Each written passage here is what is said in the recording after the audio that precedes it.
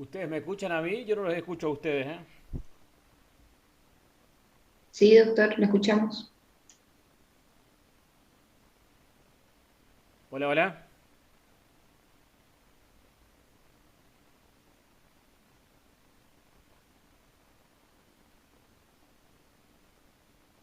Sí, doctor, se le escucha bien.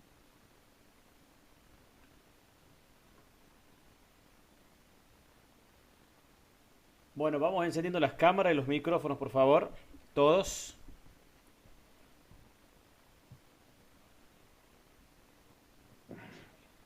Rodrigo, ¿me escucha? Sí, doctor.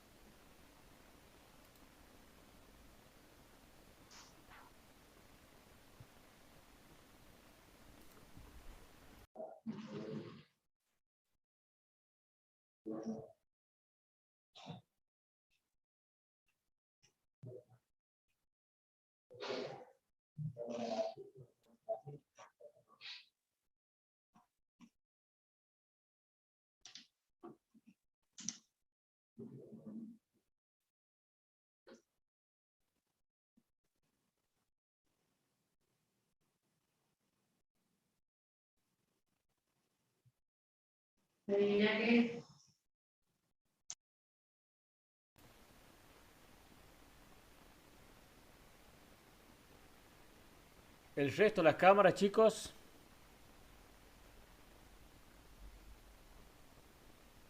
Rodrigo ahí habla, a ver. Míralo. ¿Me escucha, doctor? ¿Se escucha? No los escucho a ustedes.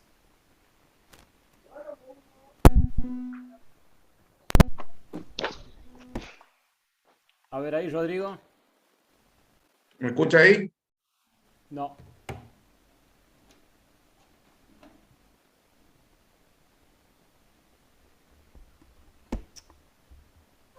Debe ser acá el audio.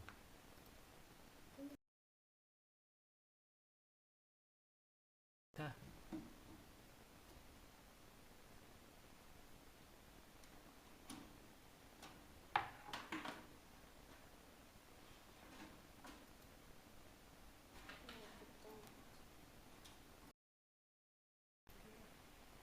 Ahora sí.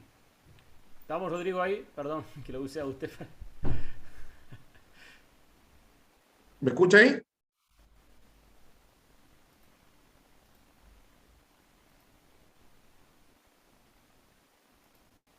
Hola, profe, ¿cómo anda? ¿Se escucha?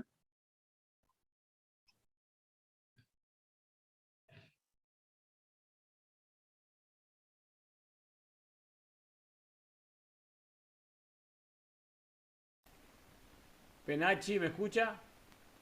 Sí, profe, Sí, ¿usted nos escucha? se lo escucha bien a usted. Ve ahí, ahí lo escucho mal a él. Ahí lo soluciono.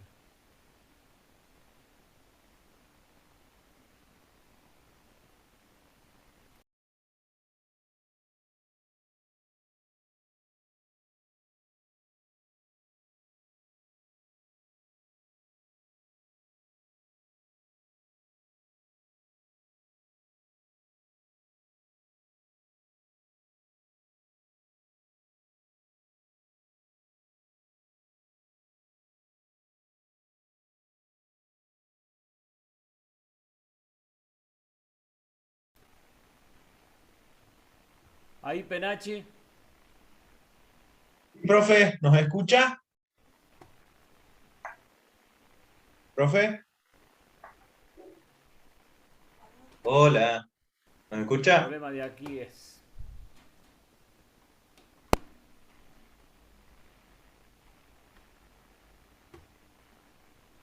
A ver ahí.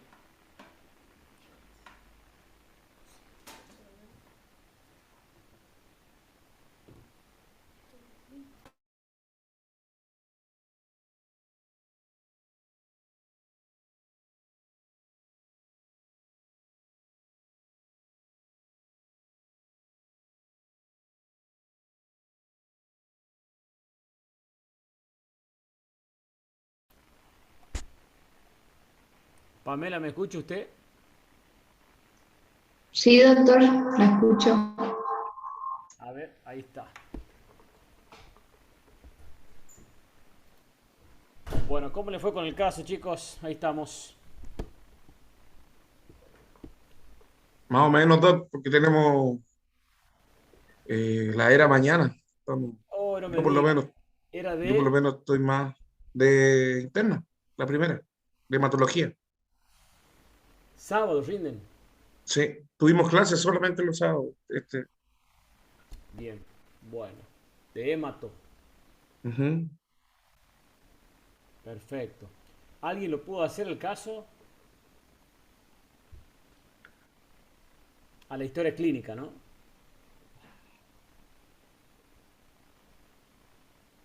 Doctor, buenas noches. Yo lo pude hacer, pero no puedo activar la cámara, no sé qué pasa. Bueno, vamos. Le escucho. En motivo de consulta puse tos productiva, fiebre y dolor de pecho. Bien. ¿En enfermedad actual? Puse paciente femenina de 32 años de edad, refiere tos productiva, fiebre no constatada con termómetro y dolor de pecho de 4 días de evolución, por lo que consulta en el servicio de emergencia del hospital para diagnóstico, control y evolución y tratamiento. Ajá. Bien. ¿De ahí qué seguiría? Antecedentes de... Antecedentes de enfermedad actual. Puse la paciente presenta tos productiva, escuto verdoso, fiebre no constatada con termómetro y dolor pleurítico de hemitórax derecho y empeora cuando tose o en respiración profunda. Refiere haber sido diagnosticada con neumonía en el centro de salud hace 2 días y recibió tratamiento de acitromicina bioral. ¿Eso pusiste en qué parte de historia clínica, perdón? En antecedente de enfermedad actual. Bueno, ahí es como que hay, digamos, una mezcla, digamos, de ítems donde debiera separar. A ver, pero bueno, ya lo vamos chequeando. ¿El resto se animó? Sí, profe, nosotros lo empezamos a hacer al caso clínico y teníamos esa misma duda de si poner el diagnóstico en antecedentes de enfermedad actual o en antecedentes personales, porque, bueno, es como muy poco tiempo. Bien. ¿Cómo pusiste vos, Sebastián? Yo soy Luciano, pasa que estamos los dos Estamos juntos. juntos, rendimos mañana. Ah, bien. Vos sos Luciano, tu apellido. Huirás, Huirás, come Mirás. largo. Bien. Y Sebastián Penacci. Ahora Sí, sí. nosotros lo pusimos, digamos, en la parte de enfermedad actual. Arrancamos directamente con la parte de que fue diagnosticada hace 2 días en consultorio con neumonía, recibió tratamiento antibiótico. Perdón, ¿cómo pusiste toda la historia clínica? Quiero escuchar. Toda Enfermedad. la historia clínica, bueno, en la identificación, mujer de 32 años, motivo de consulta, tos productiva con fiebre y dolor de pecho de hace más de 4 días. En antecedentes, o sea, en enfermedad actual pusimos la parte de que fue diagnosticado hace 2 días en consultorio con neumonía y recibió tratamiento antibiótico, pero que continuó con la expectoración verdosa, disminuida en cantidad, pero continúa con fiebre y dolor de pecho en el lado derecho. Su dolor empeora con la tos cuando respira profundo y ha comenzado a sentir respiración entrecortada al caminar por su casa. Eso puse en enfermedad actual. Bien. ¿Y en antecedentes de enfermedad actual?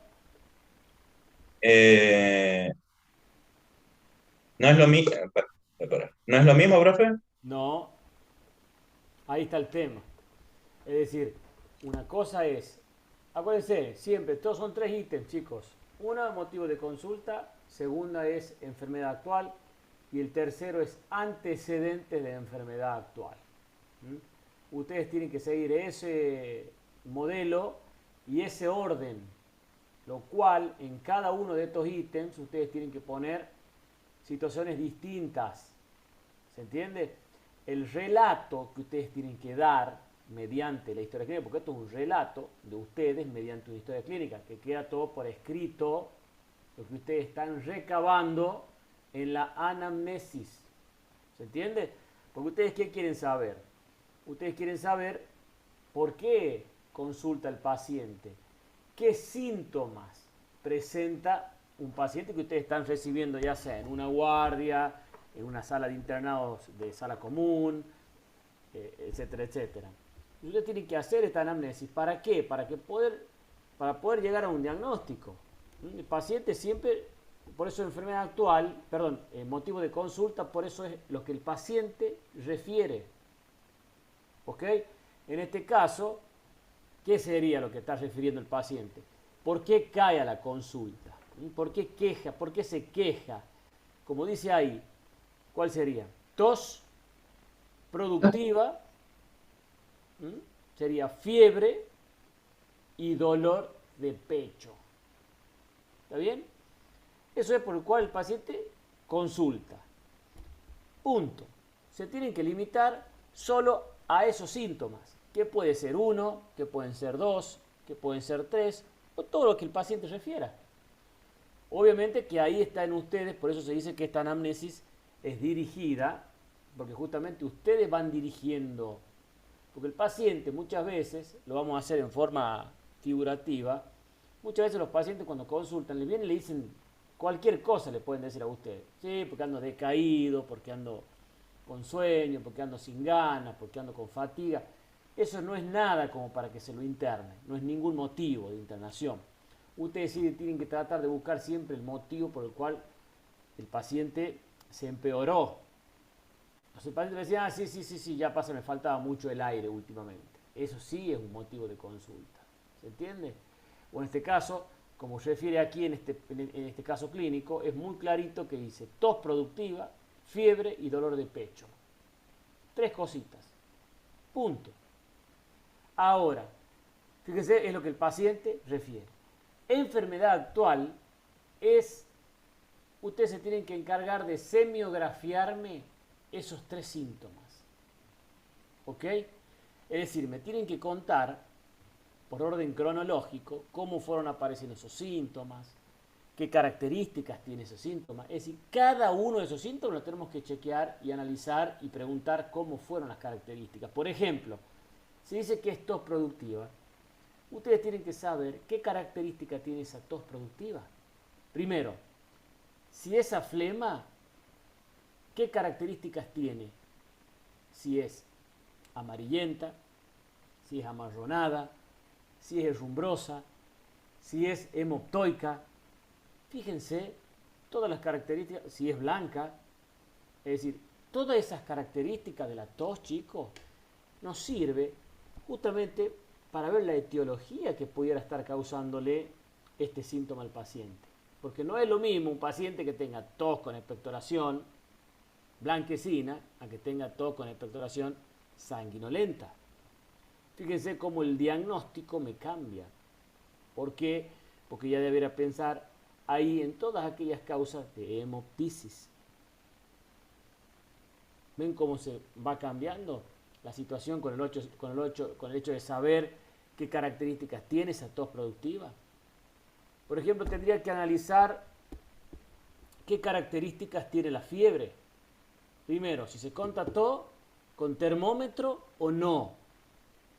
Si fue solo sensación febril, que muchas veces acá lo dicen como chucho, como temblor, como sensación de, digamos, bien digo, de temblores, eso es una sensación de fiebre. ¿Ok? Una cosa es que tenga sensación de fiebre y otra cosa es que realmente se haya constatado fiebre a través de un termómetro de 38, de 39, de 40. Porque, insisto, no es lo mismo que un paciente tenga 37,9 a que tenga 40 de temperatura constatada. Entonces ahí fíjense cómo estamos analizando en ese caso la fiebre. Yo aquí les estoy explicando, insisto, les estoy dando ejemplos, cómo ustedes debieran hacer la historia clínica en forma ordenada, siguiendo estos ítems, ¿no es cierto?, de la historia clínica. ¿Y cómo lo deberíamos hacer, Doc? Entonces, ¿cómo sería? Bueno, y lo otro, que fíjense, para terminar ahí, para darle los 3 ejemplos de este paciente, que me faltaría el dolor de pecho, por ejemplo, que dice que tiene dolor de pecho. Yo tengo que analizar el dolor de pecho de los pacientes. Insisto, yo le estoy dando ejemplos, ¿no es cierto?, de cómo hacerlo en un supuesto paciente que ingresara por estos 3 síntomas. Entonces, ¿Y la disnea? Claro, y por ejemplo la disnea, que se refiere a disnea, yo tengo que preguntarle cómo es la disnea, en qué momento aparece, si lo hace caminando, si lo hace haciendo las cosas habituales de su casa, si lo hace ya apurando un poco la marcha, cuando por ejemplo alguien va a pasos mucho más rápidos, si lo hace cuando sube una escalera, si lo hace cuando está haciendo esfuerzo físico o si lo hace cuando está acostado. ¿Por qué? Porque de esa manera la clasificamos a la disnea, chicos, en grado 1, grado 2, grado 3 o grado 4. ¿Y para qué me sirve eso? Justamente para la etiología, porque no es lo mismo que un paciente diga que le falta el aire cuando corre el colectivo que se le está yendo, o que sube una escalera, a que diga, doctor, cuando me acuesto me falta el aire. Porque las etiologías son distintas. Porque si a alguien le falta el aire en reposo, yo debería pensar en qué diagnóstico fundamentalmente. Insuficiencia cardíaca. Insuficiencia cardíaca. ¿No es cierto? Si es ante los esfuerzos, ya probablemente sea de origen respiratoria, porque eso es muy importante, saber si la disnea es de origen cardíaca o si es de origen respiratoria. Esa es la pregunta que ustedes se tienen que hacer siempre. Y en el edema de pulmón, Bueno, el edema de pulmón, el paciente va a tener justamente una sensación de falta de aire que ha sido progresiva, ¿no? Progresiva, que por supuesto un edema de pulmón hasta se puede hacer en reposo la falta de aire. Entonces eso puede deberse a una causa cardíaca, por supuesto, como descompensación de una insuficiencia cardíaca. Pero yo acá, insisto, chicos, les estoy poniendo ejemplos de cómo ustedes debieran organizarse para indagar sobre síntomas. Estamos hablando de síntomas que el paciente refiere para que lo podamos acomodar en la historia clínica. Enfermedad actual consiste en eso, en indagar cómo han sido cada uno de los síntomas que el paciente refiere. En este caso, cuando yo le mando las historias, los casos clínicos por aquí, ustedes por supuesto se tienen que limitar a solo lo que dice aquí, no pueden inventar otra cosa. Entonces yo debiera ver acá cómo lo armo, eso es lo que yo les pido a ustedes que traten de hacerlo porque es el mejor ejercicio para que puedan aprender a hacer una historia clínica. Acá está todo. Es la mejor forma que ustedes puedan, digamos, ejercitarse para hacer la historia clínica. Que lo hagan ustedes, chicos. Quiero que lo hagan ustedes. Que lo hagan mal, no importa, que lo hagan más o menos, que lo hagan bien o que lo hagan excelente. Yo lo voy a valorar a eso porque no hay peor cosa lo que no se hace. Eso ténganlo en cuenta siempre. Traten de hacerlo de la manera que sea, mal, insisto, bien, como sea, pero traten de hacerlo ustedes. ¿Qué dice en este caso? Fíjense, ella fue vista hace 2 días en el consultorio de su médico de atención primaria por las mismas quejas.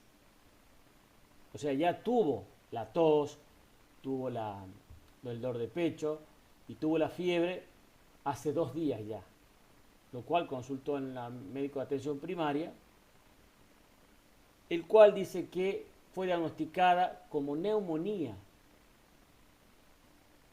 y enviada a su casa con acitromicina vía oral. Fíjense cómo yo se los di ahí todo desordenado, se los doy todo desordenado justamente para que ustedes puedan acomodarlo según el formato de la historia clínica.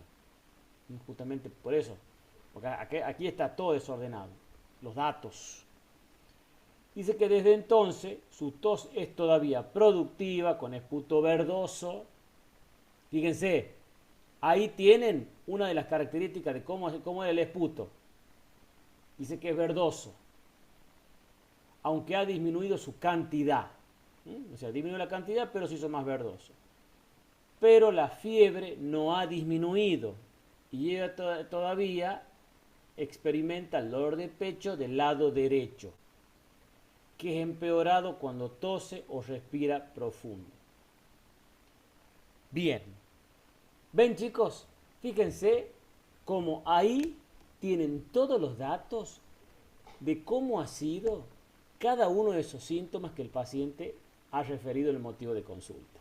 Es decir, qué características tiene la tos entonces, que es de característica verdosa, con esputo verdoso, que la fiebre ha sido continua, porque dice que no ha disminuido, o sea, esa es la única característica que debieran poner de la fiebre, y que su dolor de pecho es de tipo puntada de costado del lado derecho que empeora con la respiración. ¿Ven? Ahí ustedes fíjense cómo me han semiografiado los 3 síntomas que el paciente ha referido en el motivo de consulta. Cómo ha sido la tos, entonces, cómo ha sido el dolor de pecho y cómo ha sido, qué características tiene la fiebre. Eso es lo que yo quiero que hagan y que traten de hacer la diferencia entre motivo de consulta, enfermedad actual y antecedentes de enfermedad actual, chicos. Pero siguiendo con el caso clínico, fíjense que se le ha agregado, pues uno ya ahí debiera poner en el versito de la enfermedad actual, a lo que se agrega en las últimas horas, respiración entrecortada cuando camina alrededor de su casa. ¿Ven que ahí aparece otro síntoma, Rodrigo, que es la disnea? ¿Ven que ahí aparece otro síntoma? Entonces, si nosotros podemos analizar todo el caso clínico, el paciente tiene 4 síntomas. 4 síntomas. La tos, la fiebre, el dolor de pecho y se le agregó la disnea. ¿Ven? 4 síntomas del paciente que fíjense que han sucedido, por eso es muy importante en la enfermedad actual contar en forma cronológica justamente cómo se han ido dando cada uno de estos síntomas. ¿Qué ha empezado primero y qué ha empezado después? ¿Y qué fue lo que se agregó en la última hora, que ya fue el detonante, que mediante cual el paciente consulta? ¿Qué es lo que la lleva a la paciente a consultar y a no dar más, digamos? La falta de aire. Ya al último, fíjense que le faltaba el aire cuando camina alrededor de su casa. Eso significa que la paciente está teniendo una disnea, digamos, ante moderados a mínimos esfuerzos. Una disnea ya prácticamente clase 2, 3. Ahí anda. Anda rondando en esa clasificación. Pero bueno, esto evidentemente no es no pareciera ser una disnea de origen cardíaca. Es muy clara, porque ¿qué debiera ser si sería cardíaca? Una disnea paroxística nocturna, chicos. Es decir, que la disnea lo despierte al paciente a deshora de la noche y tenga que sentarse, abrir ventanas, sentir sí o sí la entrada de aire de algún lado, porque la falta de aire que tiene prácticamente le imposibilita poder seguir acostado. El paciente se tiene que sentar. Cuando el paciente tiene disnea paroxística nocturna, eso tenganlo en cuenta siempre, evalúen o chequen las causas cardíacas. O una disnea grado 4. Pero ustedes tienen que también centrarse en quién es el paciente que tiene disnea. ¿Qué características tiene ese paciente? ¿Qué antecedentes? ¿Qué edad tiene? Eso también es muy importante. Fíjense esta chica, ¿qué edad tiene? 32, joven. Es muy joven. Entonces difícilmente, o es en menos frecuencia, que probablemente se trate de un problema cardiológico que tenga esta paciente. Salvo que venga y le diga a usted, mire doctor o doctora, yo tengo un problema congénito, valvular, cardíaco, lo que fuere. Ahí sí pudiéramos pensar, ¿no es cierto?, que una paciente pueda tener síntomas cardíacos siendo tan joven. Pero si no tiene esos antecedentes, lo que tendría que pensar en ese caso es que la disnea sea de origen respiratoria, como esta paciente. Entonces fíjense, chicos, de la importancia de analizar cada uno de los síntomas. ¿Se va entendiendo acá, Luciano, Sebastián, chicos, cuál es la diferencia entre una enfermedad actual, un motivo de consulta? Y para finalizarte el concepto, que lo que tenías duda ahí, es antecedentes de enfermedad actual, es otro ítem. Antecedentes de enfermedad actual. Por ejemplo, en este caso, ¿qué pondríamos como antecedente de enfermedad actual? ¿Qué les parece a ustedes? ¿Qué pondrían? El diagnóstico que le hicieron ya hace 2 días en Bien, premedio. bien, claro, exacto. ¿Por qué? Porque, ¿qué dice la bibliografía de los antecedentes de enfermedad actual? Que sea que que la paciente tiene que decir si tuvo o no un episodio similar previo anteriormente. Eso es un antecedente de enfermedad actual. Y como les decía, lo otro es si tuvo o no digamos, o si tiene una enfermedad, la paciente como antecedente, que esté relacionado actualmente al motivo de consulta.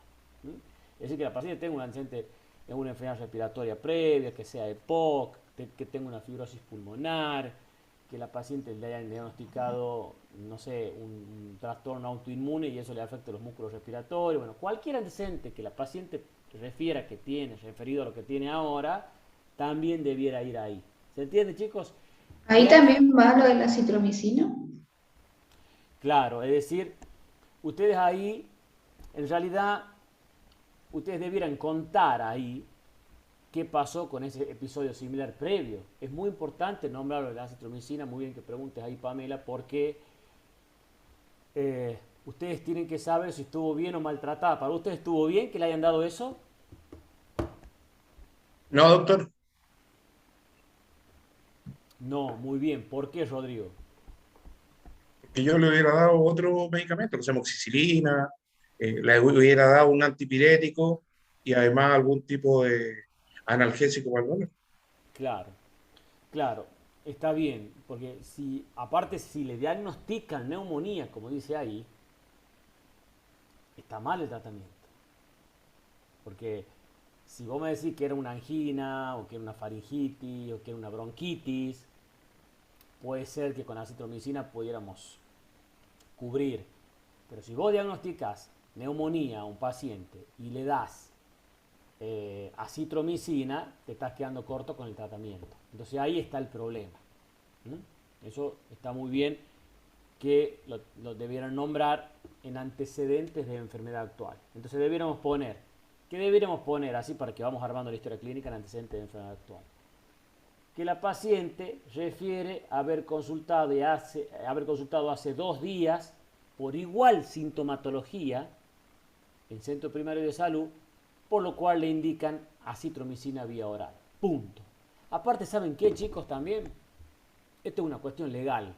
Como le dije en la primera clase, la historia clínica, más allá de ser una herramienta diagnóstica, también es un documento legal muy importante, donde tenemos que dejar asentado muchas digamos, eventualidades que podían ocurrir, sobre todo cuando se trata de pacientes que ya vienen tratados previamente. Ustedes legalmente acá se tienen que cubrir. Ustedes tienen que poner que la paciente ya fue medicada con acitromicina en un centro primario de salud, ¿no es cierto? Lo cual, por continuar igual sintomatología, la paciente consulta nuevamente. Eso tiene que quedar en el registro de nuestra clínica. Es una cuestión legal. Porque si esta paciente se complica, póngale que esta paciente a los 2 días haga una insuficiencia respiratoria severa, con paro respiratorio y muerte. ¿Qué pasa acá? Es un problema.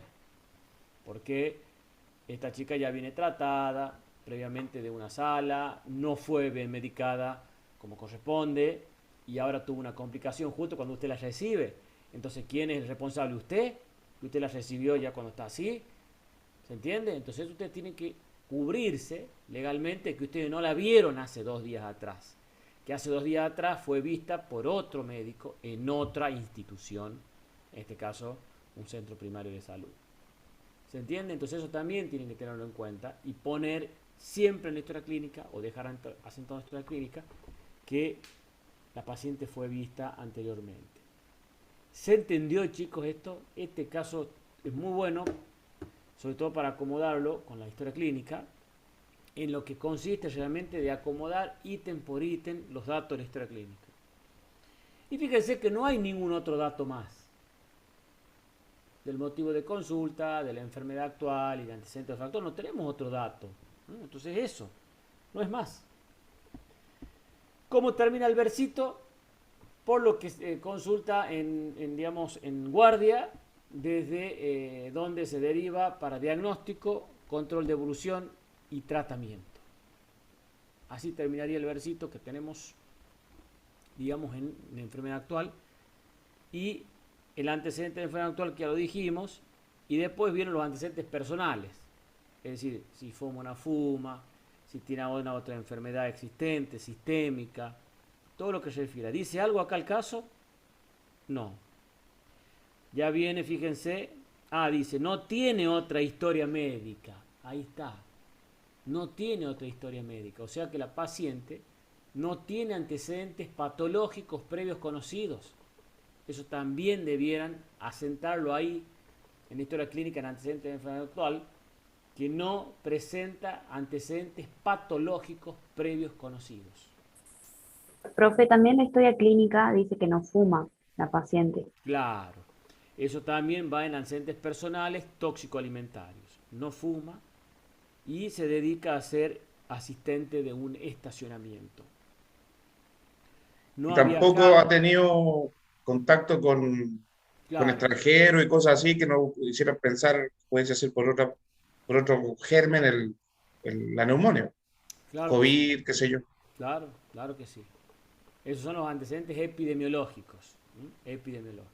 Doctor, y acá no habría que eh, ver o preguntarle a la paciente o tomarle, por ejemplo, no sé, si estuviese con sobrepeso, es más probable que pueda tener una neumonía, que se complique más, qué sé yo, no sé.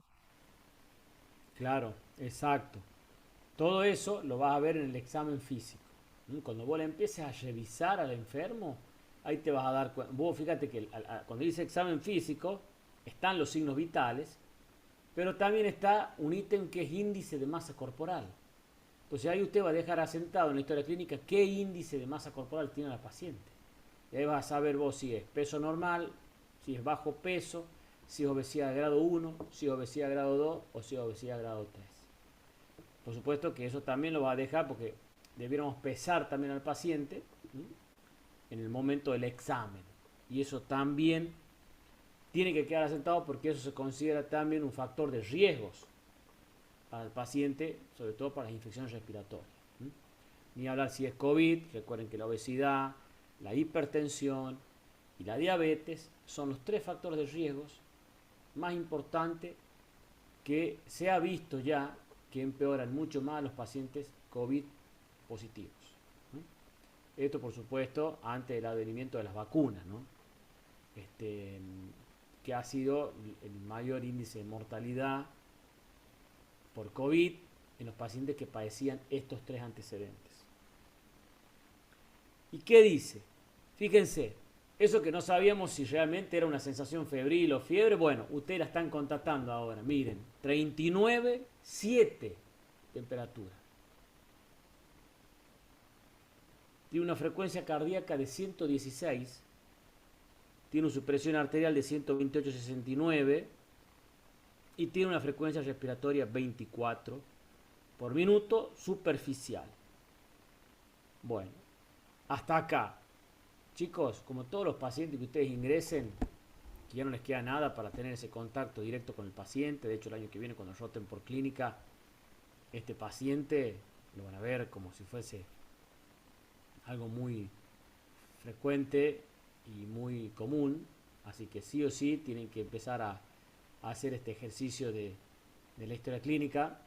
Por eso los quiero ejercitar muy bien ahora para que el año que viene puedan hacerlo con mucho más facilidad. Lo que les digo, fíjense, ¿qué analizan de los signos vitales? ¿Qué les llama la atención?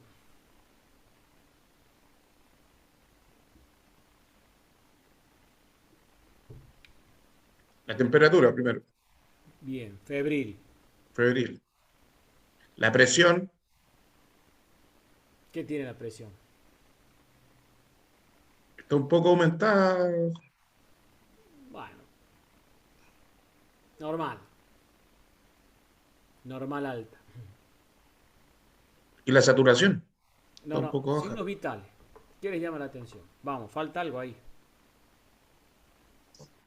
O sea, tiene la temperatura, la frecuencia cardíaca y la respiratoria que son, digamos, propias de una fiebre, digamos. Eh, Tiene taquicardia, tiene taquipnea y tiene la temperatura elevada. Claro. Corresponde a un cuadro febril. Claro. Ojo, ojo. La frecuencia respiratoria no corresponde a la fiebre. ¿A qué corresponde? ¿A la disnea entonces? Porque... O a lo mejor porque querrá compensar porque Ah, la porque oxigenación. decía de que había un pulmón que estaba más afectado que el otro, por eso capaz que está aumentando su frecuencia respiratoria. Claro, está aumentando la frecuencia respiratoria, chicos, porque probablemente este paciente tenga algo en el alveolo pulmonar, que es donde se realiza el intercambio gaseoso. Por eso, la paciente tiene disnea. Y esa disnea, obviamente, está cesada por la frecuencia respiratoria. Está taquipneica. Eso les tiene que llamar la atención. Que está taquipneica. Que está con un aumento de la frecuencia respiratoria. La frecuencia respiratoria normal, chicos, es de 12 a 16.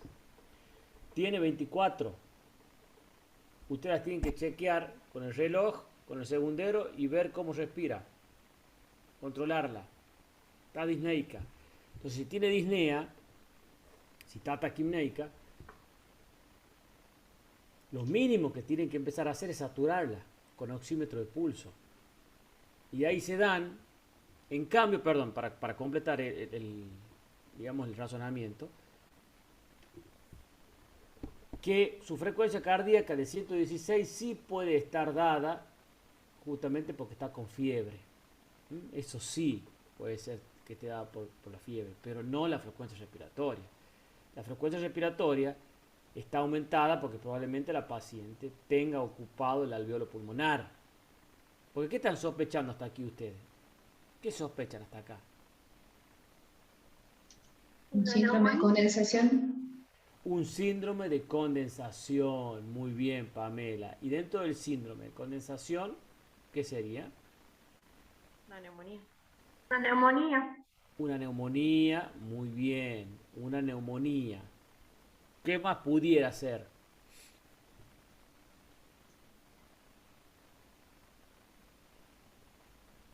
También podría ser un derrame pleural, como Bien. diagnóstico diferencial, Muy un derrame bien. paraneumónico. Bien, muy bien, Carolina. Si Muy sigue bien. evolucionando, se puede llegar a una sepsis, un shock séptico. Muy bien. Bien. ¿Una TBC? ¿Podríamos pensar en una TBC? No, ¿por qué TBC? A ver, ¿cuál sería tu...? Porque siempre cuando nosotros citemos diagnósticos diferenciales, siempre me gusta que ustedes me justifiquen por qué. ¿Cuál es? Porque este es el ejercicio que ustedes tienen que hacer con estos seminarios, con estos casos clínicos. Que las impresiones diagnósticas que vamos citando, vayamos especificando cada una de ellas y diciendo por qué sí y por qué no. ¿Está Por la bien? fiebre, bueno, el esputo no. Claro. Pero ve, fíjate, ahí vos me estás diciendo por qué sí y por qué no. Si vos me estás diciendo sí, por la fiebre puedo decir una TBC, bien. Pero no tengo citada una epidemiología, por ejemplo, para TBC, que por ahí muchas veces es importante. ¿Cuál era la epidemiología? Que el paciente que viva hacinado, que conviva con tosedores, que el paciente sintomatológicamente presente sudoración nocturna, que tenga pérdida de peso, que tenga hemoptisis. O sea, fíjate el por qué no, en este caso, de no TBC en esta paciente. Nos refiere lo que son los síntomas de impregnación basilar. ¿Recuerdan? Eso es muy importante para ver si, a la hora de sospechar TBC en un paciente. Entonces, ¿por qué sí? ¿Por qué no? Siempre es muy bueno. Entonces, fíjense, Carolina dijo derrame pleural paraneumónico. Muy bien, porque puede ocurrir en un paciente, sobre todo, que venga con una neumonía maltratada. Porque fíjense que cuál es el síntoma que aparece posterior a la fiebre, a la tos, al dolor de pecho. La disnea.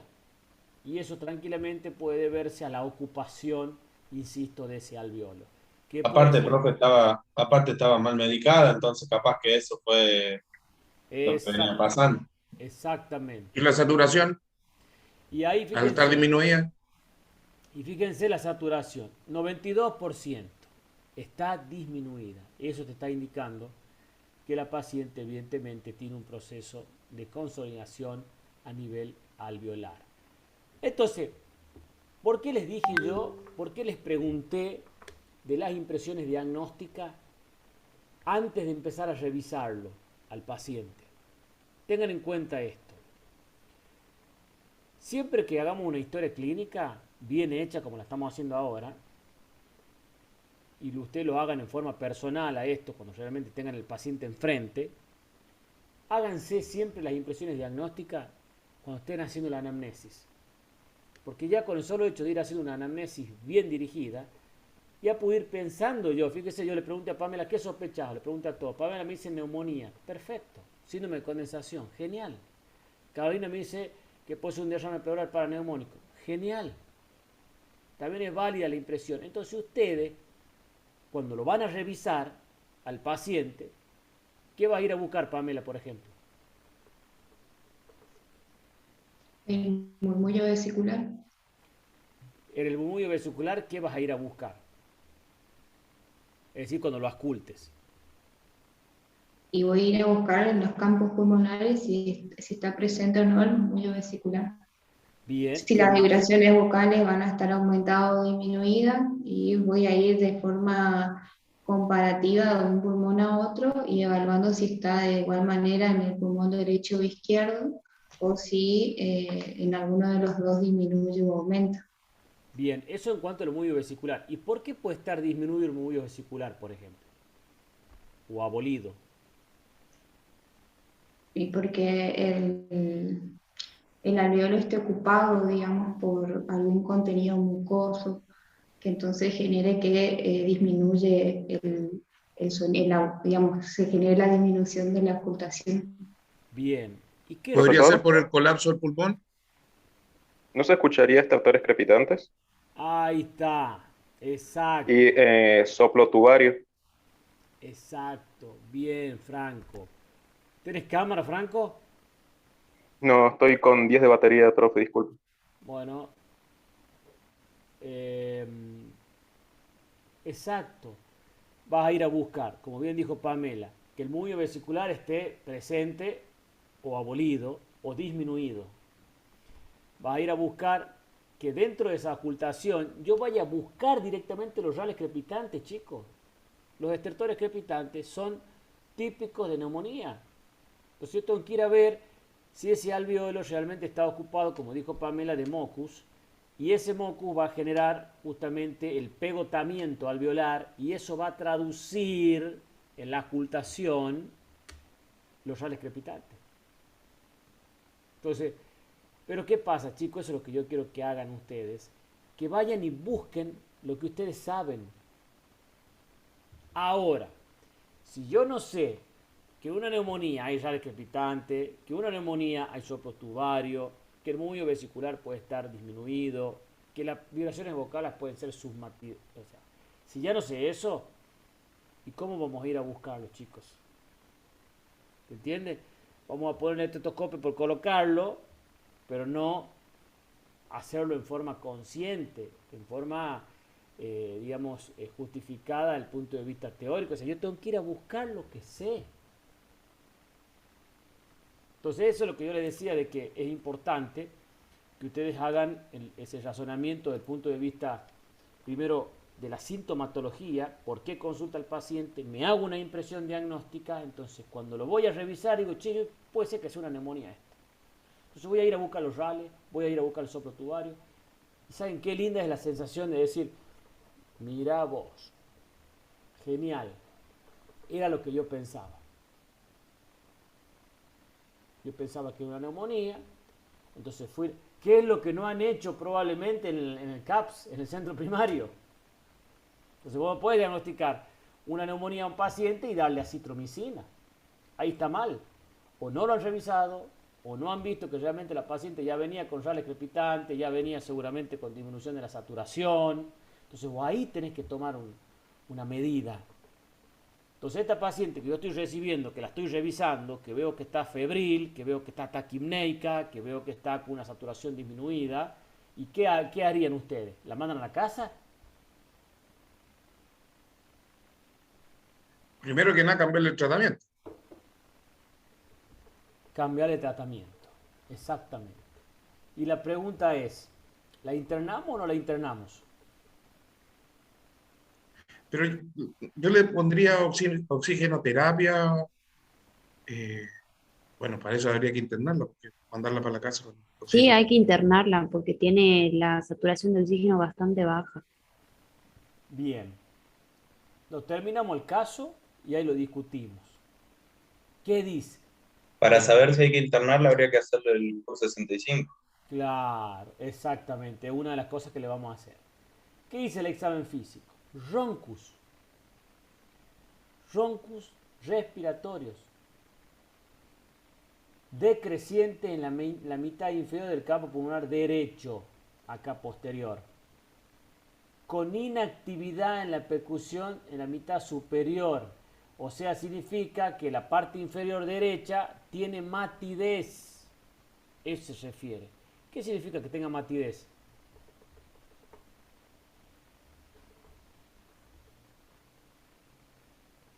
¿Un derrame, profe? Claro, Acumulación de líquido, ¿no sería? exacto, exacto. Ustedes si lo percuten y está mate, es derrame, hasta que se muestre lo contrario. Porque inclusive la neumonía, ni la neumonía es mate, porque la neumonía es submate. En cambio, cuando un paciente tiene derrame pleural, el líquido se traduce dentro de lo que es la percusión como matidez. Y matidez de la columna. ¿Está bien? Entonces, ese dato que la paciente me dice que está con matidez, se puede tratar de un derrame pleural como bien habíamos hecho en la impresión diagnóstica previamente. Con inactividad, bueno, ya dijimos eso, hay unos pocos crepitantes, ahí está, crepitantes inspiratorios en los campos pulmonares medios, todo derecho. Y su lado izquierdo está claro en la auscultación, eso significa que está genial el izquierdo, que ventila bien, que no está disminuido, que no hay matidez. Su corazón está taquicárdico, regular, sin soplos y no tiene cianosis. Y bueno, y hay una placa de tórax. Chicos, ¿ven lo que es la semiología? ¿Cómo la complementamos? Porque esos son lo que se llaman los signos. Yo hasta antes de empezar el examen físico habíamos hecho los síntomas y todo lo que es examen físico se denominan signos. Y dentro de los signos y síntomas constituimos un diagnóstico sindrómico. Entonces, como bien dijimos, la impresión diagnóstica de este paciente es un síndrome de condensación, de los cuales incluimos derrame pleural, neumonía de la comunidad como principales diagnósticos. Entonces, ahora viene la otra pregunta, es ¿cuál es el paso a seguir? ¿Qué hacemos? Ya tenemos las impresiones diagnósticas, ahora pasamos a todo lo que se llama, recuerden de la clase pasada que dijimos, plan diagnóstico, que son todos aquellos estudios complementarios que le tenemos que solicitar al paciente justificando cada uno de ellos. Vamos armándolo. ¿Qué pedimos? ¿Qué hacemos? Primero le ponemos oxigenoterapia. El resto, ya lo chequeamos eso, Rodrigo, ya lo explicamos. Ya lo explicamos. Y bueno, como se trata de una neumonía, habría que hacer primero el curso 65 y Por eso, vamos haciéndolo. O sea, vos para hacer el curso Profe, tenés que tener los ¿preguntó datos. plan diagnóstico? ¿Perdón? Preguntó plan diagnóstico. Claro. Entonces ese sería laboratorio primero donde pediríamos el hemograma. Claro. Bien, Guadalupe, muy bien. Ese es el plan diagnóstico, chicos. Ese es el plan diagnóstico. Es decir, todo el plan que ustedes tienen para hacer el diagnóstico, como la palabra lo indica. O sea, yo tengo que ver, pedir el laboratorio. ¿Qué laboratorio? A ver, vamos, Guado. ¿Y el hemograma completo? ¿Qué te interesa el hemograma? Por ejemplo, si puede tener leucocitosis por la infección del Bien, paciente. muy bien, genial. ¿Qué más te interesa el hemograma? El valor de urea, No, no, no. Hemograma. La eritrosedimentación. Sí, está bien, eso está bien, pero digo, del hemograma, ¿qué más interesa?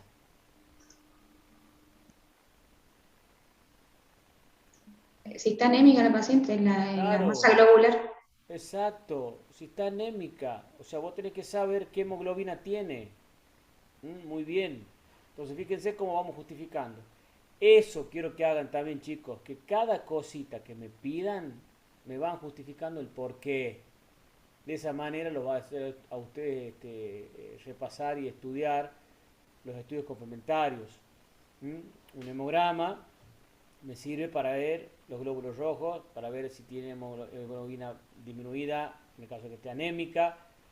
Me sirve para ver si hay leucocitosis, si hay predominio de leucocitos neutrófilos o si son linfocitos dentro de la fórmula, porque los procesos bacterianos cursan con leucocitosis, a predominio neutrófilos. En cambio, los virus que causan neumonía producen predominio linfocítico. ¿Ok? Bien. Después, bien, Rodrigo, el tema de la urea, para ver el tema de la función renal. Entonces, cuando pidan urea, ahí no me pidan creatinina, que son los marcadores de función renal. La eritrosedimentación, como dijo Pamela muy bien, para ver el tema de como reactante de fase aguda. En el caso de que es una infección, se suele elevar, pero no más de 50. Ya cuando hay más de 50 de eritro, pueden pensar que se trata de alguna enfermedad autoinmune. Y cuando es más de 100 de eritro, ya pueden pensar que se puede tratar de alguna neoplasia, ¿ok? Del origen oncológico. Eso en cuanto a los valores de eritro, no estoy hablando de esta paciente. Estoy hablando de cómo la eritrosedimentación puede aumentar de acuerdo a las distintas patologías. Si ustedes piden una eritro, la tienen que pedir por tres cosas. O porque hay una infección, o porque hay una colágenopatía, o porque hay una neoplasia. ¿Ok? Insisto, neoplasias son eritros mayores de 100. Cuando hay una enfermedad autoinmune como lupus, artritis reumatoidea, alguna colágeno, son entre 50 y 100.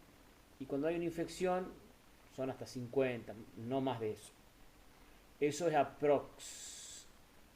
No es un valor tampoco que sea estricto, pero es una idea aproximada de la eritrosedimentación como reactante de fase aguda. ¿Qué otra cosa? La radiografía. Bien, la placa de tórax. Y de laboratorio falta. También se podría pedir gasometría. Bien, Carolina, muy bien. Gasometría. ¿Para qué te sirve eso, Caro? Porque la paciente tiene 92 de saturación. Si llega a tener menos de 90, podría llevar a una insuficiencia respiratoria. Exacto. ¿Y cómo vas a hacer el diagnóstico de insuficiencia respiratoria?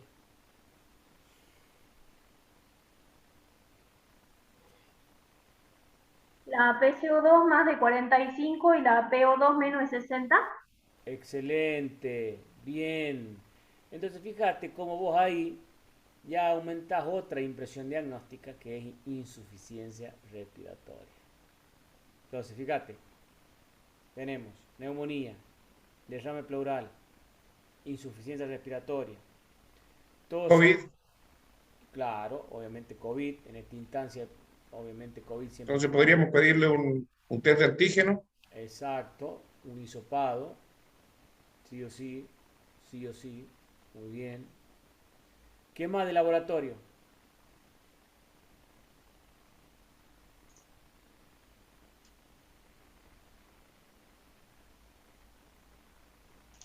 Un hemocultivo. Sí, puede ser un hemocultivo, muy bien. Un antibiograma. Claro, eso va a ir en el hemocultivo, digamos, ¿no? Todo eso. ¿Un estudio de esputo, profe? Esputo, muy bien. ¿Qué más? Un BUN. Que eso sería la urea ya.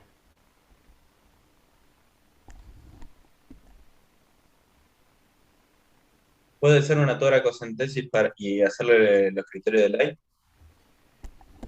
el derrame.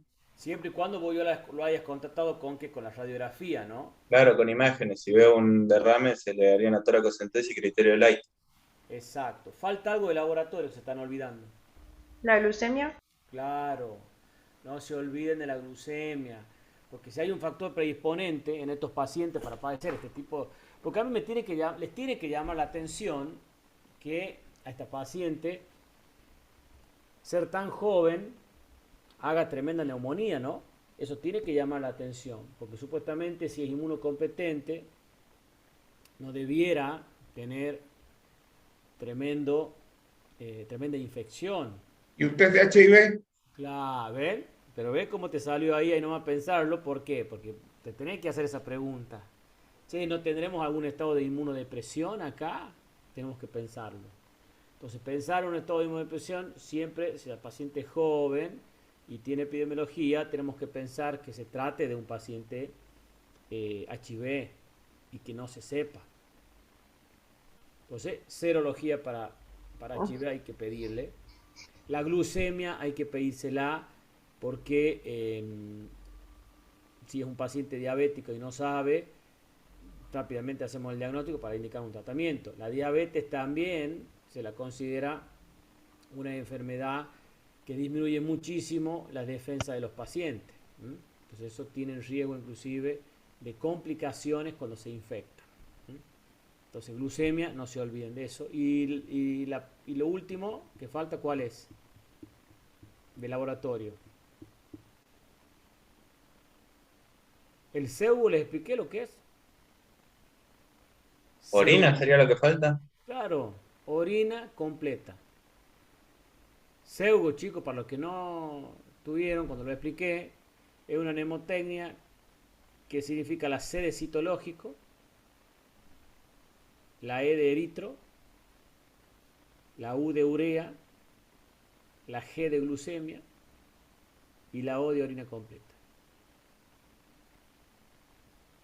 Eso es lo que debiéramos pedirle a todos los pacientes que nosotros, digamos, estamos por internar en una sala común, en una sala de clínica médica, para que tengamos esos valores y en base a eso, digamos, podamos corregir. Doctor, ¿y en pacientes así con neumonía se le puede pedir una eco? ¿Una? ¿Una ecografía ¿De qué? de tórax? No, no, porque la ecografía de tórax no, digamos, no es sensible y específico para lo que nosotros sospechamos. ¿Y un TAC? Claro, sí una tomografía. Una tomografía de tórax sí se impone, sobre todo en esta paciente, para ver, ¿no es cierto?, qué características tiene ese infiltrado y, por supuesto, hasta dónde llega el derrame pleural y qué características. Pero bueno, pero que con la radiografía también lo podemos ver tranquilamente.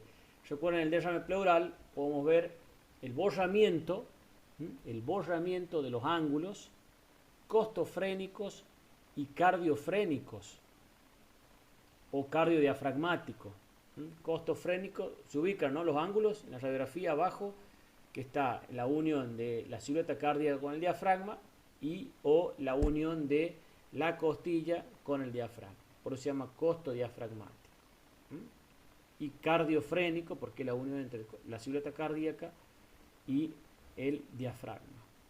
Si eso está ocupado, es derrame pleural. Y si vos objetivas, porque ya semiológicamente se comporta como un derrame, le haces la placa radiográfica y encima lo comprobás a ese derrame, ahí sí tenés que ir a la toracocentesis, porque todo derrame pleural se debe punzar, excepto los de causa conocida, como dice la bibliografía. Y lo van a leer ustedes en todos los títulos, de todos los libros de interno.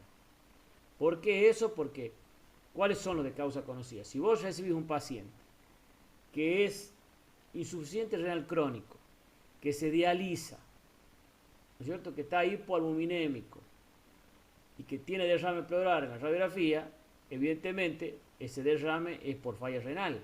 ¿Qué tenés que hacerle? Dializarlo. ¿Para qué lo vas a punzar? Donde vos tenés riesgo inclusive de hacerle un neumotórax como complicación y después provocarle mayores complicaciones al paciente.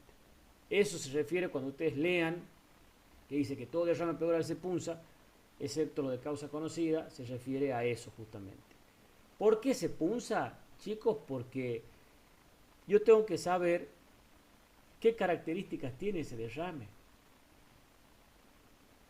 Pero fíjense cómo hasta aquí esta paciente se comporta como un derrame pleural paraneumónico por las características que tiene. Clínicas.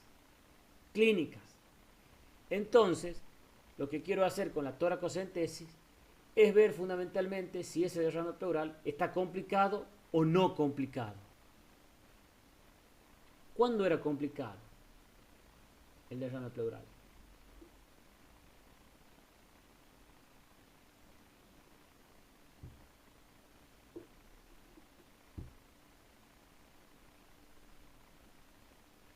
¿Recuerdan?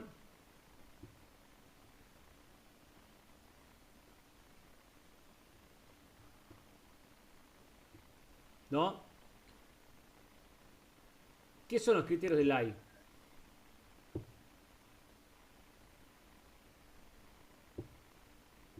Son para definir si el origen de ese líquido es de trasudado o exudado.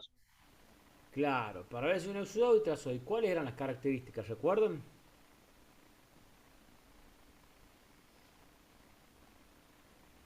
Era en relación a las proteínas y a LDH, ¿no? Bien. Eran las relaciones. Proteína, ¿cómo era? En el exudado era mayor a 2,5 en proteínas. No, 0,5. 0,5. Muy bien. ¿Y de LDH? En 2,5, 0,5. No. No, mayor al 0,6. 0,6. 0,6. Claro, ustedes tienen que hacer una relación ahí entre las proteínas del líquido pleural con las proteínas en sangre. Entonces esos valores los van a dividir. Y si ese resultado de esa división me da mayor a 0,5 de proteínas, es un exudado. Y si la relación LDH plasma, LDH líquido me da mayor a 0,6, es un exudado. Menor a esto, por supuesto, sería un trasudado. Así de simple, chicos. Entonces ustedes tienen que pedirle sí o sí al paciente albúmina en sangre y, por supuesto, dentro de lo que es el examen de los líquidos, tienen que sacar 3 muestras. Un físico-químico, un bacteriológico y un anatomopatológico. El físico-químico me sirve para ver esto justamente, las proteínas, el pH, la LDH. ¿Para qué me servía eso? A ver. Ahí le dije todo ya. ¿Puedes repetir la pregunta? ¿Para qué me sirve la LDH, el pH y la glucosa, por ejemplo? En el líquido. Para determinar si es un empiema. Claro. Ese es, Caro. Ese es el derrame pleural complicado. El empiema. Nada más que empiema, etimológicamente, significa pus en la cavidad pleural. Por supuesto que si vos haces la toracocentesis y ya me viene pus, no te hace falta directamente ni mandarlo al físico-químico. Lo considerás un derrame pleural complicado, por supuesto, no hay dudas. Pero muchas veces viene turbio y bueno, le tenés que hacer estos criterios que justamente eso es lo que les preguntaba. ¿Cuándo consideramos que un derrame pleural es complicado? Escuchen bien, pregunta de examen. Cuando la LDH es mayor a 1000, cuando el pH es menor a 710 y cuando la glucosa es menor al 50% del valor en sangre. Algunos dicen menos de 40, pero menor de 50 ya es suficiente. ¿Se entiende? Porque un paciente si es diabético tiene una glucemia de 200, tiene que ser menos de 100. ¿Se entiende por qué? Doc, Porque ¿cuánto dijo de glucosa? Disculpe. menos del 50% del valor en sangre.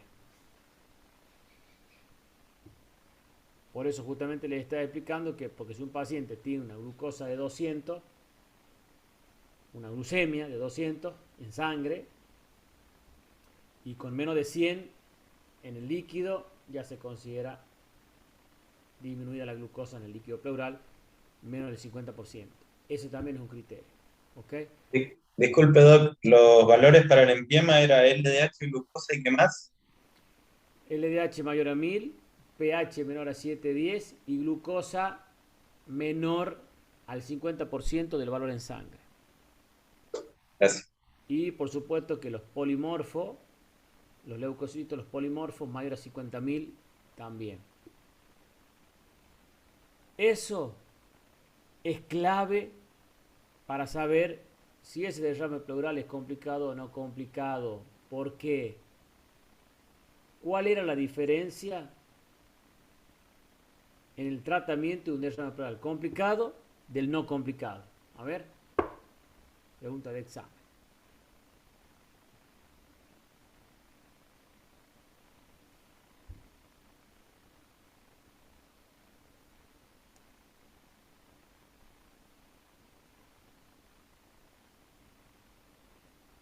¿O cómo se trata un derrame pleural complicado, chicos? Vamos que ya lo han visto a esto, ¿eh?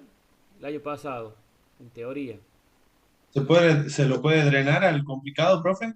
Claro, se lo drena. Se lo drena. ¿Cómo? Se lo drena. ¿Con una toracocentesis? No, porque la toracocentesis es sacar líquido con una aguja, con un Avocat, y esto no es el mismo procedimiento. ¿Se coloca un tubo de drenaje pleural? Se coloca un tubo de drenaje pleural. Esa es la respuesta. Es decir, cuando yo le pregunte cómo se trata un derrame pleural complicado, no es toracocentesis la respuesta. La respuesta es colocación de tubo de drenaje pleural. Es un procedimiento que se hace en quirófano. Profe, perdón, ¿y el tubo de drenaje que está hablando es no sé si estará bien lo que estoy por decir, pero es la trampa de agua? Esa, muy bien. La trampa de agua, muy bien. Esa es la misma. Que justamente es mediante presión negativa pleural. Entonces vos vas a ver que va a oscilar el agua en la campana. Profe, entonces es lo mismo que se utiliza para el motorax. ¿A eso se refiere? Lo mismo. Ah, Tal cual. Ahí está. Exactamente lo mismo que seguramente, bueno, lamentablemente no han tenido práctico el año pasado en el hospital, pero yo siempre les hago ver todas esas cosas, porque siempre tenemos internados pacientes con derrame. Entonces, pero bueno, ya lo van a ver el año que viene cuando roten, en qué consiste el tubo de drenaje pleural, cómo trabaja, cómo oscila, cuando deja de drenar, porque ya no oscila y ustedes los tienen que todos los días controlar a esa, digamos, a esa campana en cuanto a los mililitros que va drenando. Una vez que dejó de drenar, ya ustedes van a ver que se va a estancar en el mismo nivel, entonces ahí ya tiene indicación de sacar el tubo de drenaje. Pero eso es importante, que la respuesta es tubo de drenaje pleural, obviamente más antibiótico terapia, ¿no? No es una sola cosa. Es decir, son las dos cosas, la antibiótico terapia y el tubo de drenaje pleural, el tratamiento de un derrame pleural complicado. ¿Y qué antibiótico le ponemos, chicos? ¿Acitro? No.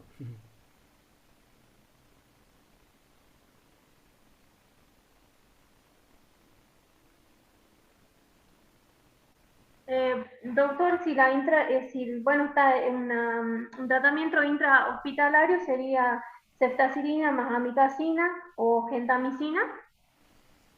Ojo ahí, Caro. Ojo, porque una cosa es el tratamiento de una neumonía intrahospitalaria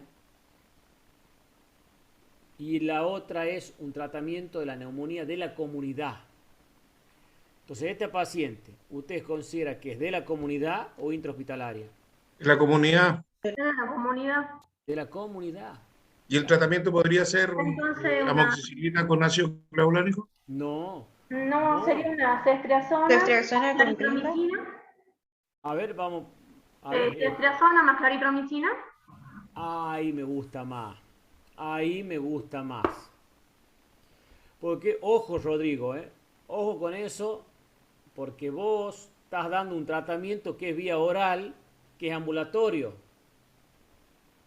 Pero usted está diciendo un tratamiento dentro del hospital, digamos, hospitalizar a la paciente.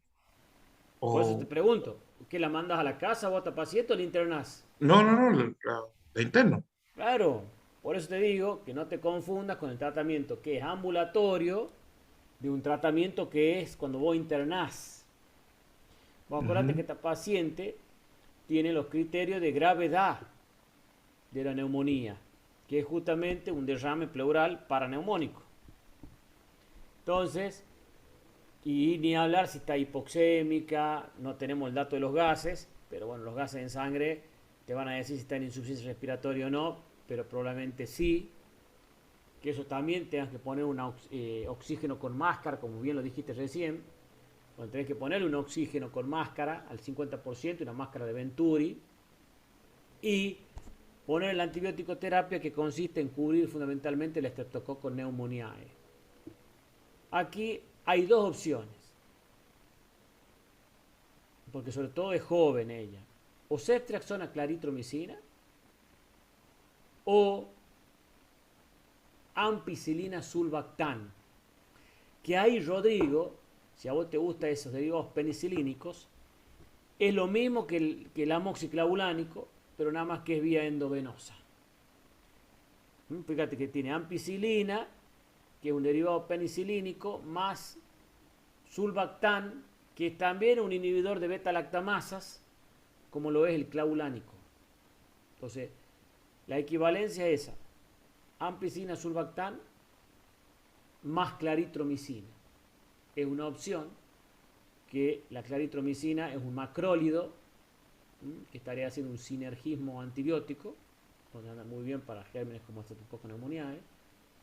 Y o, no es y, o, es decir, que es o una o la otra, el que dijiste vos, Carolina, que es ceftriaxona, que es un beta-lactámico muy bueno, sobre todo actuando muy bien para gérmenes gram positivos, como el Streptococcus pneumoniae, asociada a claritromicina. ¿Ok? Y lo que dijiste primero, Carolina, es el tratamiento de una neumonía intrahospitalaria. Es decir, aquella neumonía que fue adquirida en el hospital, que es distinto, porque los gérmenes son distintos. Yo ahí ya no tengo neumococo para cubrir, tengo estafilococo, tengo pseudomonas. Entonces el tratamiento tiene que ir dirigido a eso.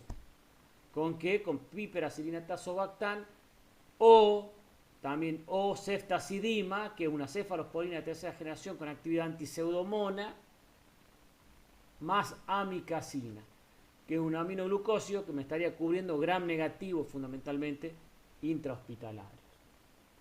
¿Se entendió, chicos?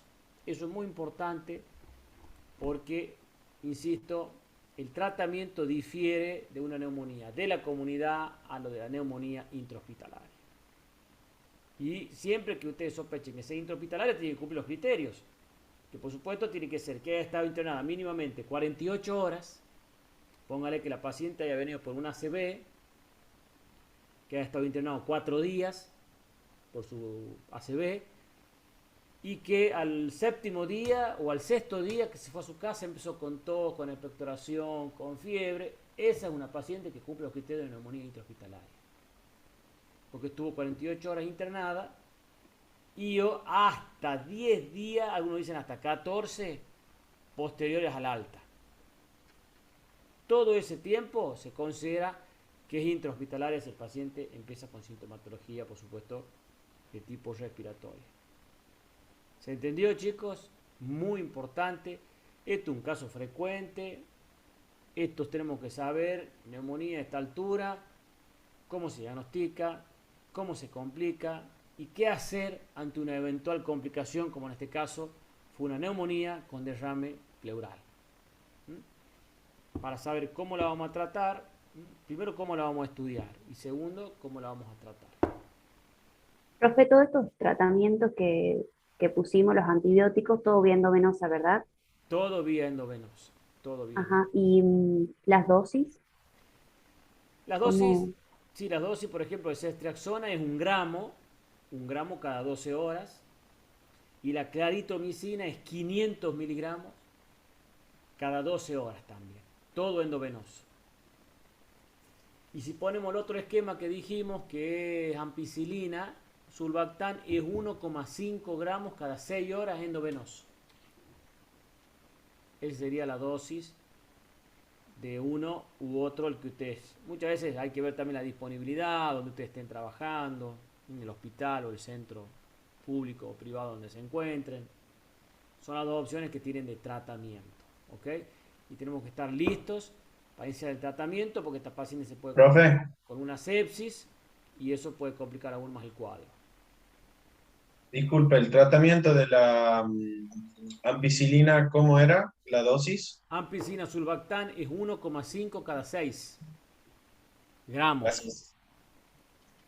Doctor, ¿y la levofloxacina es para mayores de 65?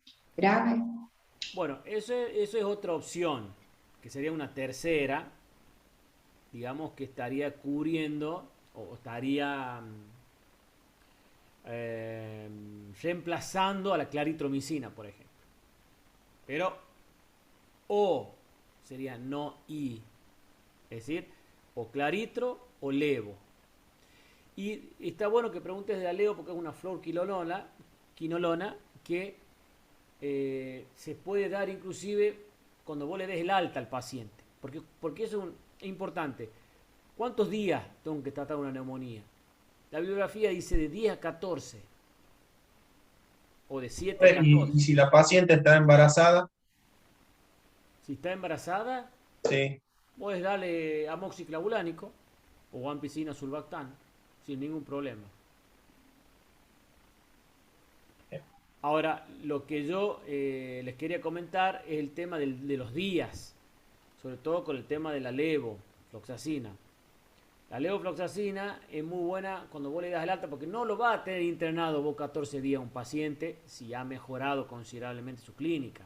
Por ejemplo, esta chica, si a los 7 días mejoró, es decir, que ya no esté hipoxémica, que la saturación sea por arriba de 95, que no tenga disnea, que no tenga fiebre, que los glóbulos blancos hayan disminuido, yo ya le puedo dar el alta. O sea, pero no le doy el alta y le suspendo los antibióticos, porque sí o sí lo tiene que hacer 14 días. Entonces, ¿qué hago? Le doy de alta con levofloxacina, por ejemplo. ¿Cuál es la ventaja de dar levo? Que es una por día, de 750 miligramos, una toma vía oral por día, porque tiene una vida media mucho más larga, por eso se da un solo comprimido por día. O la otra opción, como decía Cecil Rodrigo, de amoxiclavulánico, pero ya insisto, cuando le doy el alta, es para que complete los días de tratamiento. ¿Se entendió?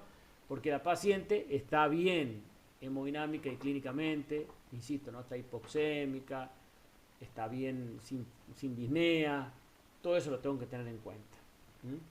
Pero bueno, es una buena opción la levo. ¿Cuál es lo que tiene la levofloxacina? Que es muy cara esa droga.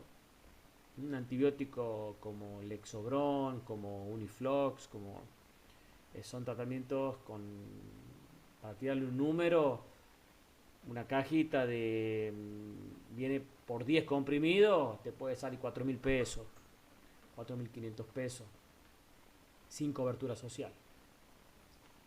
Todas esas cosas también tenemos que ver en el tratamiento, chicos. El tema de la parte social.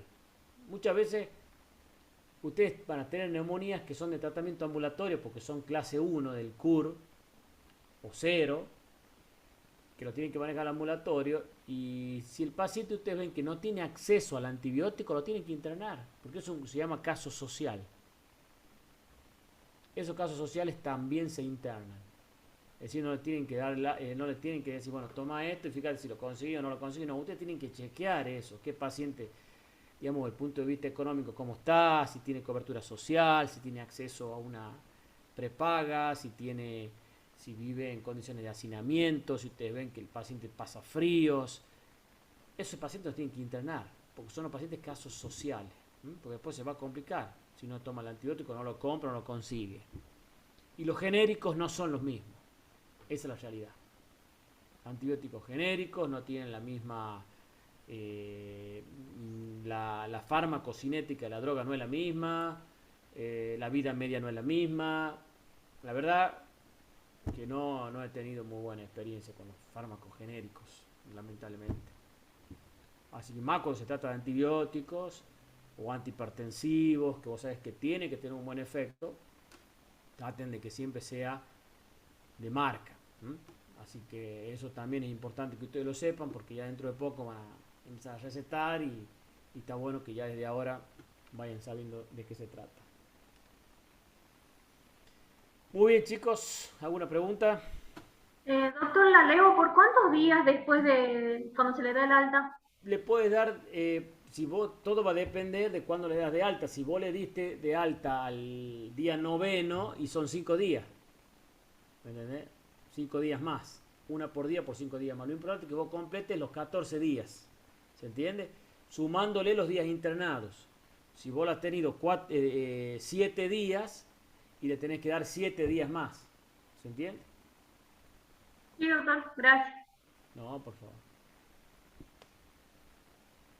¿Alguna otra pregunta, chicos? Sí, profe, yo tenía otra duda. Al principio del caso, cuando estábamos preguntando qué estudios complementarios le podemos pedir, dijimos urea, ¿puede ser? ¿O anoté mal? Urea, sí. Sí, ¿por qué? No estaría entendiendo bien por qué urea, digamos. No, la urea por dos cosas. Primero porque es un marcador de la función renal, junto con la creatinina, que eso es importante saber en los pacientes, sobre todo si vos estás pensando en ponerle ciertos antibióticos o ciertos fármacos que muchas veces son nefrotóxicos. Y si vos tenés un paciente con falla renal y, por ejemplo, le das amicacina, la amicacina es un aminoglucósido cuyo efecto adverso es la nefrotoxicidad.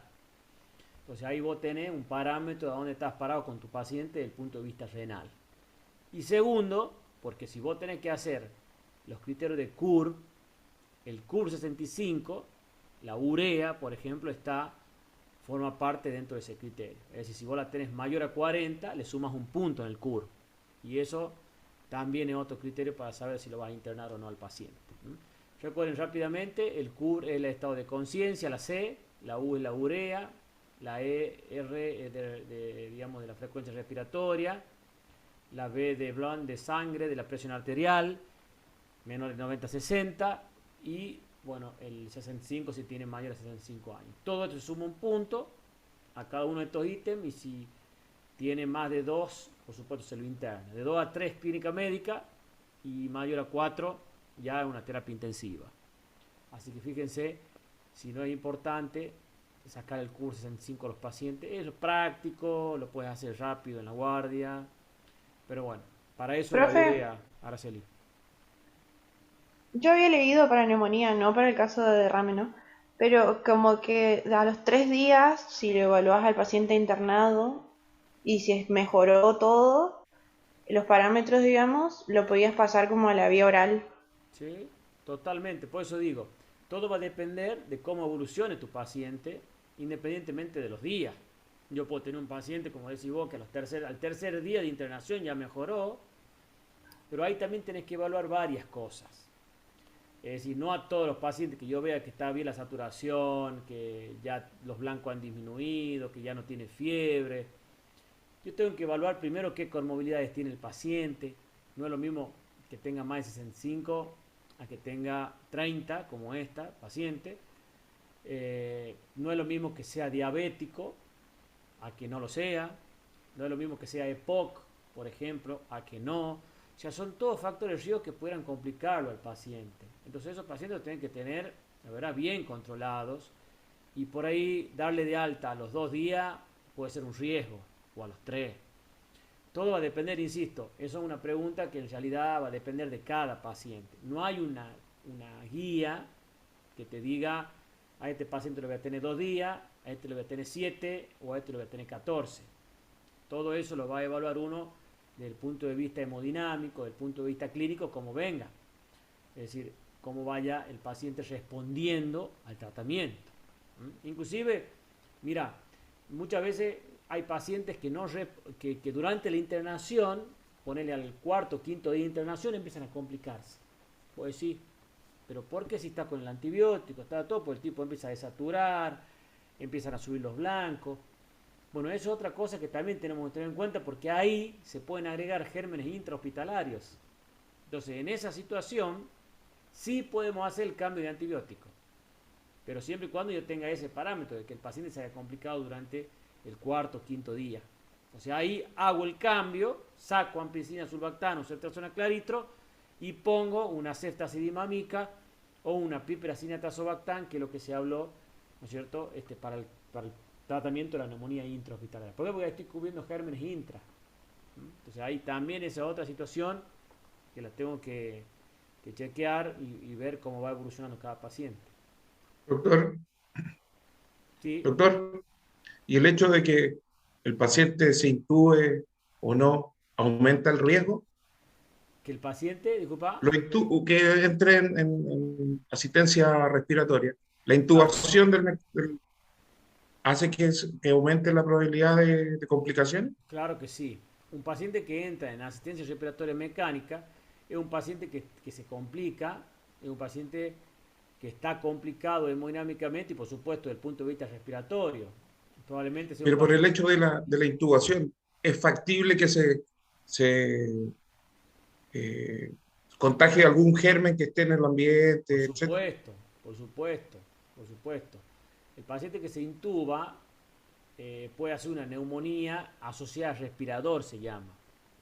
Esa neumonía asociada al respirador o a ventilación mecánica también tiene que ser cubierta con antibiótico terapia. Por eso, el paciente que llega a intubarse por una neumonía, yo ya tengo que sacar ceftazidima, tengo que sacar amicacina y poner vancomycin, por ejemplo, porque ya tengo que tener mayor cobertura. Inclusive, para ciertos gérmenes de terapia.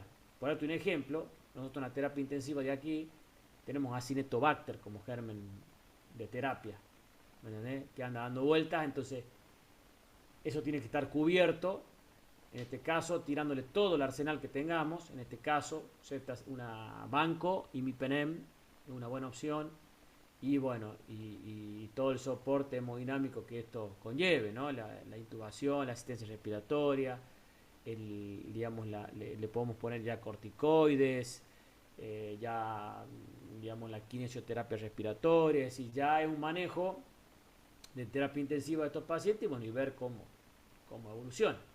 Algunos evolucionan bien, otros no tan bien y otros mal. Todo, insisto, va a depender de las comorbilidades de ese paciente. Porque es lo mismo intubar un paciente de 30 años, 40, a intubar un paciente de 70, diabético, hipertenso, EPOC, que seguramente tiene mucho más riesgo de complicaciones y donde la mortalidad es mucho mayor. Todo eso tenemos que tener en cuenta. Pero respondiendo a tu pregunta, claro que hay riesgo de infectarse con gérmenes asociados al respirador, que se llama, está descrito eso. ¿Vamos, Rodrigo? Sí, doctor. ¿Alguna otra pregunta, chicos? Yo, profe, última pregunta. No, Al por favor. principio hablamos sobre el soplo tubario y bueno, yo quería saber cuáles son las características, cómo se escucha, porque si bien nosotros tuvimos algunas prácticas en medicina interna el año pasado, pero bueno, Claro. nunca me tocó escuchar un soplo tubario. Mirá, eso es para hacértelo práctico. Como siempre le digo a mis alumnos, esto es como cuando soplas un caño y se lo siente a lo lejos, ¿viste? Es lo mismo, exactamente el mismo sonido. Eso también te está indicando que el paciente está teniendo la ocupación de ese alveolo, y que probablemente se lo puedo escuchar en la expiración, y muchas veces esa es la diferencia por ahí con los rales. Los rales crepitantes son bien siempre inspiratorios. Entonces vos lo tenés que ver cuando el paciente respira hondo, ahí aparece, ¿no es cierto?, los rales crepitantes. En cambio, el soplo tubario, cuando el paciente habitualmente expira. Y se lo siente así, cuando soplas un caño y se siente a lo lejos, con un caño largo, que vos soplás, ¿viste? Cuando eras chico y jugabas, bueno, lo mismo, se siente así. Pero bueno, yo te lo puedo contar aquí, pero no hay como escucharlo en algún momento. Gracias, doctor. No, por favor. Doc, ¿puede ser que se sienta más como un silbido en realidad? No, el silbido es como es la sibilancia. No sé si. ¿Como un zumbido? Eso puede No ser. sé. Zumbido puede ser. Zumbido puede ser. Pero silbido es más de la sibilancia. No sé si han sentido las sibilancias del broncoespasmo, de la crisis asmática. No, no, pero siempre el soplo tubario está localizado en un sector, no es como los crepitantes que se sienten en varios, o sea, en todo el campo, digamos.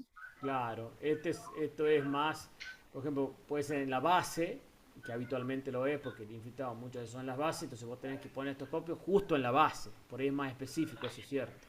Sí, sí. Claro, porque el año pasado a mí sí me tocó particularmente escuchar un soplo tubario, pero era, como le digo, para mí más como un silbido, o sea, como un ruidito así, no, no es tan fuerte, digamos, pero como una salida de aire, algo así. Claro, así sí, puede ser, corazón, sí, sí, tranquilamente puede ser eso.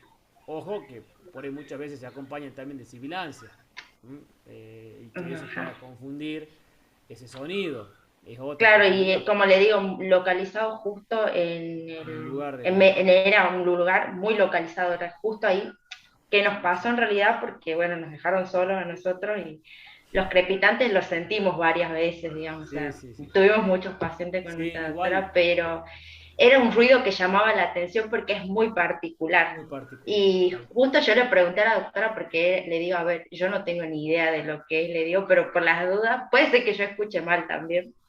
sí, Y son situaciones, chicos, de que ustedes van a ir escuchándola a medida que esto, digamos, se practique, se escuche, y a todos nos ha costado en algún momento. La verdad que es cierto eso, no es que uno va a poner el estetoscopio y dice, ah, mira qué bueno el soplo tubario. No, no, son situaciones que uno las tiene que escuchar inclusive diariamente para poder identificarlas como tal. ¿Se entiende? No porque una vez lo escuché y nada, es más difícil. Pero bueno, está descrito y por ahí si tenés dudas en la semiología, hoy con el advenimiento de los estudios complementarios, chicos, ya el soplo tubario ha pasado a ser antiguo. Porque vos le haces una placa o le haces una TAC y voy a saber si tienen infiltrado o no. ¿Entendés? Entonces eso también es como que cada vez se escucha menos. Sinceramente es así. Muy bien, chicos. Otra pregunta.